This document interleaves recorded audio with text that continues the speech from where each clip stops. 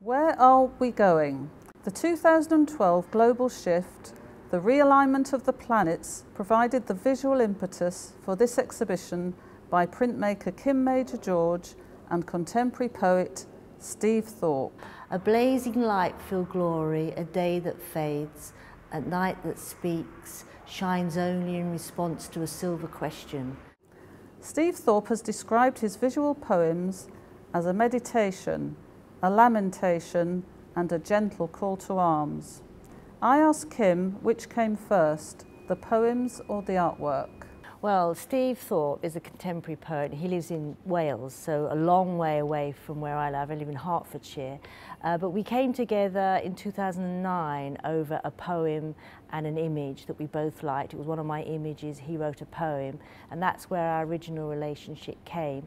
This particular collaboration, I had a poem from his book. He writes quite a few little books, and I have one of his little books, and the poem was called The Fixing of Things. And I wanted to do an image on it and to create a collection for 2012 on the theme of To Fix Things for Gaia. I contacted him and asked him, can I use his poem to part of the exhibition? And he said, we'll never believe it, my new collection of poems is on the same theme. The exhibition questions the future for us all. Does your work normally address big ideas? I am actually very interested in sort of spiritual imagery, ancient civilizations, man interaction with Gaia. And this was a hot topic in the fact that 2012, so it was very date sensitive because if you're involved with a lot of sort of esoteric material, 2012 is a date that is actually quite auspicious. So as an artist, for me, I wanted to do something about the 2012 global shift. So it kind of all came together, really. I do imagery on this subject matter. I wanted to do a collective exhibition which would tour the country, and the date was coming up within my lifetime. So it all sort of fitted in together, really. Why do you use printmaking to express your ideas? Well, I trained in the 72 in actual design and interiors, and then went on and worked for a lot of sort of well-named high street names. I then went into surface pattern work and then eventually into illustration. And it was while I was an illustrator for the mind, body and spirit industry, which again is very topical to the way my mind, my personal reading and the way I do what imagery I'm interested in.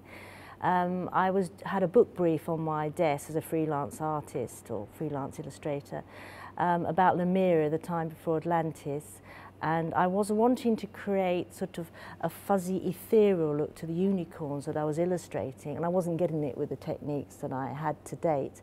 I saw an exhibition by a printmaker called Rita Curtin that was colograph. Now, I didn't actually know what colograph was.